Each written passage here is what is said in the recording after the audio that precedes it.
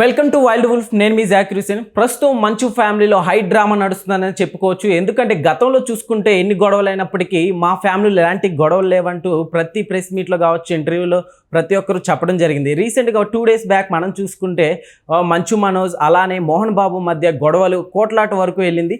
So అసలుకి ఇందులో ఎంతవరకు నిజం ఉంది? సో ప్రస్తుతం మనతోటి సీనియర్ జర్నలిస్ట్ జగదేవ్ గారు ఉన్నారు. సో అడిగి తెలుసుకున్నాం. సో హాయ్ సార్, నమస్కారం. హలో అండి, నమస్తే సార్. చెప్పండి, అసలుకి ఇందులో ఆస్తి తగాదాలు అంటారా, లేకపోతే ఇంకేమన్నా రాజకీయంగా? ఇప్పుడు మంచు మనోజ్ గారు చూసుకుంటే టీడీపీ సైడ్ వెళ్ళటం జరిగింది. సో ఇవేమన్నా గొడవలు ఏమైనా జరుగుతున్నాయి అంటే ఏం చెప్తారు?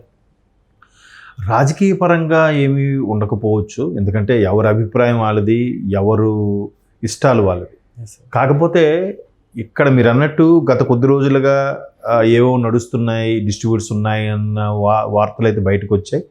అవి ఎక్కడ బయటకు రాలేదు, కానీ తర్వాత కామప్ అయిపోయి తర్వాత అలీ గారు ఒక ఇంటర్వ్యూ చేసిన సందర్భంగా మంచు విష్ణు గారిని ఏదో ఇండైరెక్ట్గా అలా అడిగారు అన్నట్టు కూడా కొన్ని ట్రోల్స్ జరిగాయి. యాక్చువల్గా అలీ గారు అదేం అడగలేదు. మంచు మనోజ్ గారు పర్సనల్ లైఫ్ ఎందుకు డిస్టర్బ్ అయ్యింది అనే దీని మీద ఏదో ఎందుకు ఆయన డిస్టర్బ్ అయ్యాడు అన్నట్టుగా అడిగారు తప్ప ఈ ఆస్తి విషయాలు కానీ ఫ్యామిలీ విషయాలు కూడా ఎక్కడ మాట్లాడలేదు. అయితే ఇక్కడ నిన్నటి నుంచో పొద్దున్న నుంచి నడుస్తున్న వ్యవహారం ఇదంతా. ఈయన మీద ఆయన కంప్లైంట్ ఇచ్చారని, ఆయన మీద ఈయన కంప్లైంట్ ఇచ్చారని, మనోజ్ గారిని మోహన్ బాబు గారి యొక్క అనుచరులు కొట్టారని, ఈయన కాలికి గాయమైంది, తర్వాత హాస్పిటల్లో చికిత్స కోసం వెళ్ళారని మన విజువల్స్ కూడా చూసాం. సో మొత్తం మీద రసాభాసగా మారుతోంది. మరోవైపు మీడియా, సోషల్ మీడియా కూడా, మీడియా కాదు సోషల్ మీడియా వాళ్ళు ఎప్పుడు ఏ ఇష్యూ అవుతుందా, దాన్ని ఎవరికి నచ్చినట్టు వాళ్ళు రాసుకుందామా అన్నట్టుగా చూసే పరిస్థితి వస్తుంది. దానికి ఆయన కొంత మదనపడి, ఇబ్బంది పడి, ఎప్పుడో ఆయన గురువు గారు దాసనారాయణరావు గారు డైరెక్ట్ చేసిన సినిమాలోంచి ఒక సీన్ని కూడా ఆయన పోస్ట్ చేసి కొంచెం ఆయన ఆవేదన వ్యక్తం చేశారు. అది కూడా మనం చూసాం. అయితే ఏం జరుగుతుంది అని అంటే ఇక్కడ సింపుల్ అండి. గతంలో కూడా అంటే బయటికి వినిపిస్తున్న వార్తలు నిజంగా వాళ్ళ దాంట్లో ఏమైందో లేదో మనకు తెలియదు. ముఖేష్ అంబానీ, అనిల్ అంబానీ గొడవలు అప్పట్లో చూసాం మనం. ఏది రిలయన్స్ వాళ్ళది. అదేం జరిగిందంట, ముఖేష్ అనే అంబానీ అనే ఆయన తండ్రి తదనంతరం టేక్ ఓవర్ చేసి కంపెనీని ఒక స్థాయికి తీసుకెళ్లారు.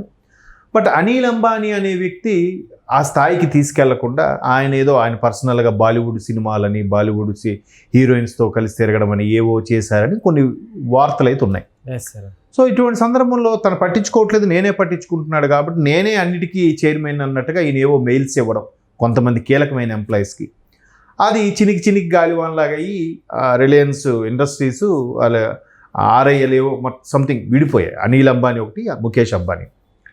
సో ఇక్కడ కూడా కొంతమంది అదే ఎగ్జాంపుల్ చెప్తారు. ఎట్లా అంటే మనోజ్ గారి పర్సనల్ లైఫ్, మ్యారీడ్ లైఫ్ ఏదో డిస్టర్బ్ అవ్వడంతో ఈయన కొంచెం ఇబ్బంది పడి డల్గా సైలెంట్ అయిపోయి ఆయన ఏదో కొంచెం ఒక ట్రాన్స్లో ఇబ్బంది పడ్డాడని, కొన్నాళ్ళు చాలా మైల్డ్గా తయారయ్యారని, దానివల్ల సినిమాలకు కూడా కొంత దూరం అయ్యారని కూడా వార్తలు విన్నాం. ఎందుకంటే నాకు తెలిసి ఆయన వేదము, ప్రయాణం లాంటి సినిమాలు చేసేటప్పటికీ అమ్మాయిలో కూడా యూత్ క్రేజ్లో కూడా ఎక్కువగా క్రేజ్ ఉండేది మహేష్ బాబు గారికి, తర్వాత బన్నీ గారికి, థర్డ్ ప్లేస్లో మనోజ్ ఉండేవారు.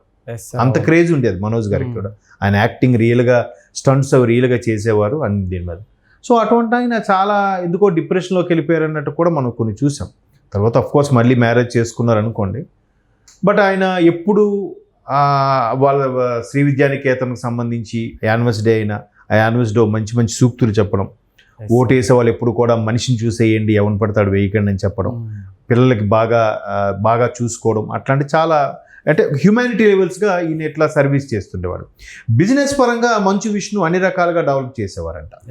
జనరల్గా చాలామంది ఇండస్ట్రీస్లో అందరూ అడిగిన ఏం చెప్తారంటే ఎక్కడైనా ఏ కంట్రీ వెళ్ళాలన్నా, ఏ కంట్రీలో ఏది ఇష్యూ ఉన్నా కూడా విష్ణుకి ఫోన్ చేస్తారంట.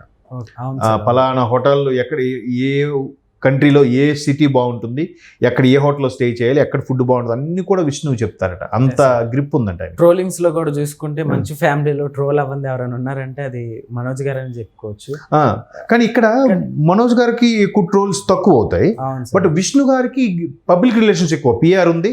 ఆయన అన్ని రకాల, ఇప్పుడు మా ప్రెసిడెంట్ కూడా కదా, అలాగే బిజినెస్ పరంగా కూడా మంచి ఇది ఉంది. సినిమాలు ప్రొడ్యూస్ చేయడము, యాక్ట్ చేయడము, తర్వాత శ్రీ విద్యానికేతన్ ఎక్కువ పట్టించుకోవడం కూడా ఈయనే చేస్తుంటారండి.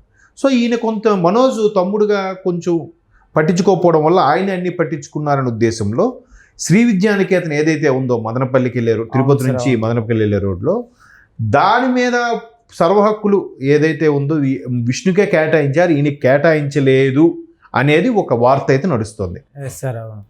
మేబీ ఇప్పుడు కొంతమంది కొన్ని ఇంట్రెస్ట్లు ఉంటాయి, ఎడ్యుకేషన్ పరంగా విష్ణు బాగా కేర్ తీసుకుంటున్నాడు, బాగా చేస్తున్నాడని చెప్పి ఆయనకి తండ్రిగా ఆయన బాధ్యత అప్పచెప్పారేమో.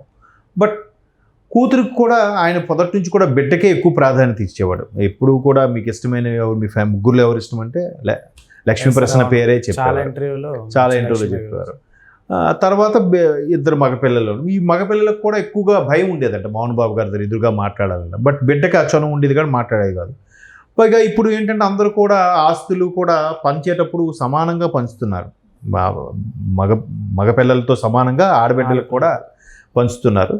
సో ఇక్కడ పంచడం వ్యవహారంలో ఏదో చిన్న డిస్టర్బెన్స్ వచ్చిందని కూడా వార్తలు వినిపిస్తున్నాయి.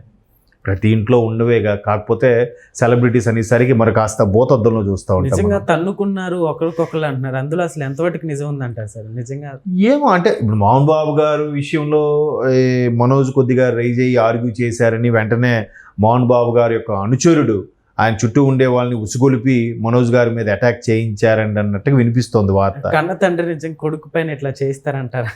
అదే అన్ని తెలిసి అదే ఇప్పుడు ఈ రూమర్స్ అనేది ఎలా ఉంటాయంటే తలా తోక ఉండవండి. ఇప్పుడు ఆ మధ్యన ఎలక్షన్స్ టైంలో కూడా కేసీఆర్ గారు వాష్రూమ్లో పడిపోతే దాన్ని కూడా ఎలా చేశారు, అదేదో జారి పడిపోయారో సంథింగ్ జరిగింది, తుంటి ఎముక ఆపరేషన్ అయ్యింది. దాన్ని చాలామంది ఏం చేశారు, ఎవరెవరో గొడవ పడ్డారు, హరీష్ రావు గారు కేటీఆర్ గారు గొడవ పడ్డారు, మధ్యలో వెళ్తే ఈయన తోసేశారు. ఈ ట్రోలర్స్కి ఏముందండి, చాలా తప్పు కదా. అంటే ఈ నోటికి వచ్చింది క్రియేట్ చేసి అంటే నా వార్తలు నా ఇష్టం అన్నట్టుగా. ఇప్పుడు కూడా మనోజ్ జారి పడ్డారో లేకపోతే స్లిప్ అయ్యారో సంథింగ్, మనోజ్కి మోహన్ బాబు యొక్క అనుచరులు తోసేశారు, మోహన్ బాబు గారు మనోజ్ గారిని కొట్టేశారు, ఏమిటో క్రియేట్ చేస్తారు. ఏదైనా ఆర్గ్యూ అయ్యిందంటే ఇప్పుడు ప్రతి ఇంట్లో కూడా గొడవలు, ఫ్యామిలీ ఇష్యూస్ అనేవి సహజం. అలకలు పెడబొబ్బలు మళ్ళీ కలుస్తారు. ఎందుకంటే ఒక కుటుంబం అన్నాక ఒక రిలేషన్ ఉంటాయి, ఆ బ్లడ్ రిలేషన్ ఎవరు విడగొట్టలేరు. సో అలాంటివి మనకి ఏంటి సెలబ్రిటీలు అనేసరికి సరిగ్గా ఈ సోషల్ మీడియా కూడా బాగా విస్తృతంగా ఉన్న ఈ రోజుల్లో ఏది చేసినా కాంట్రవర్సీకి అయితేనే ఎక్కువ వ్యూస్ వస్తాయి, కాంట్రవర్సీకే ఎక్కువ జనాలు ప్రిఫరెన్స్ చేస్తున్నారు కాబట్టి ఆ విధంగా తీసుకెళ్లాలని ఎక్కువగా ఆలోచిస్తూ ఉంటారు. సో దాన్ని అలా క్రియేట్ చేశారేమో నా అభిప్రాయం. బట్ ఫ్యామిలీ పరంగా ఏదో చిన్న డిస్టర్బెన్స్ ఉంటే ఉండొచ్చు. మేబీ విష్ణు కూడా ఇక్కడ లేరు, ఆయన దుబాయ్ అక్కడికి వెళ్ళారట. ఆయన వచ్చిన తర్వాత మోహన్ బాబు గారు కూడా మంచు మనోజ్ ఇంటికి వెళ్ళి ఏంటి అసలు ఏం జరుగుతుంది ఏంటని మాట్లాడుకుని చర్చించుకుంటారు, కూర్చొని మాట్లాడుకుంటారు. దానికి ఏముంది, ఇది కాకపోతే అది, అది కాకపోతే ఇది, సరేలేరా ఏదో ఒకటి చేద్దాం ఏదో ఒకటి చూద్దాం అని మాట్లాడుకుంటారు. ఒకవేళ నిజంగా మనస్పర్ధలు గొడవలు అయ్యేలాగుంటాయి, అది మనకు తెలియదు. ఒకవేళ బయటికైతే వివాదం వచ్చింది కానీ ఎవరికి ఎంతవరకు వాస్తవం తెలియదు. అదిగో పుల్లు అంటే ఇదిగో తోక అనే రకాలే తప్ప ఎవడు పుల్లిని చూసేవాడు కాదు, ఎవడు తోకను చూసినవాడు కాదు. సో చూద్దాం మరి ఇంకా ఇది ఇష్యూ బయటకు వచ్చి వాళ్ళే ఏమైనా డిక్లేర్ చేస్తారా లేదా ఇవన్నీ కొట్టిపడేస్తారా అనేది ఇంకొద్ది రోజులు ఆగితే క్లారిటీ వస్తుంది. Okay sir, thank you sir. Thank you.